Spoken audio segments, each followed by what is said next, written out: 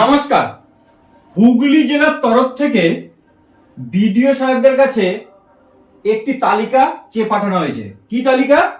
SHG গ্রুপের কোন মহিলারা এক একটি পোলিং স্টেশনের জন্য তারা খাবার তৈরি করে দেবেন, এবং এই 16 তারিখের জারি করা অর্ডারটিতে এও বলা হয়েছে আপনারা সেই লিস্টের তালিকা যত শীঘ্র পারবেন জেলাতে পাঠাতে বলা হয়েছে, এবং এর সাথে সেই খাবারের রেট চার্টও করে দেওয়া হয়েছে।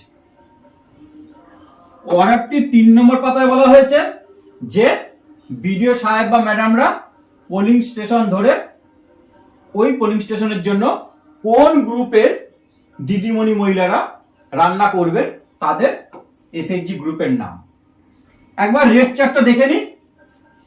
1 কাপ চা 6 টাকা, 2টো বিস্কুট সহ চা 10 টাকা, 4টে বাটার টোস্ট 25 টাকা, ব্রেকফাস্ট 4টে পুরি সবজি 25 টাকা, একটা ডিম সিদ্ধ বা অমলেট 10 টাকা, সবজি ভাত তার মধ্যে থাকবে ডাল, ভেজ কারি, ভাজা, চাটনি 50 টাকা, ডিম ভাত বেশিরভাগ ক্ষেত্রে সবাই এই ডিম ভাতটাই করে, ডাল, ভেজ কারি, ভাজা, চাটনি, 1 পিস ডিম 60 টাকা।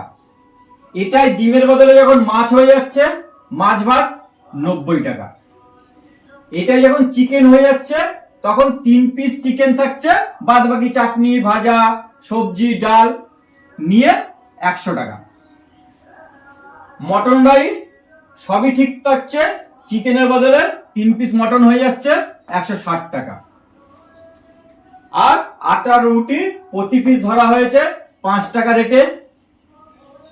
ভেজ কারি 30 টাকা প্লেট, চিকেন কারি 3 পিস থাকবে 1 প্লেটে 75 টাকা, মটন কারি 1 প্লেটে 3 পিস থাকবে 120 টাকা, আর জলের বোতল 20 টাকা। আমি এটা ডেসক্রিপশনে দিয়ে দিচ্ছি পিডিএফটা। নমস্কার, ধন্যবাদ।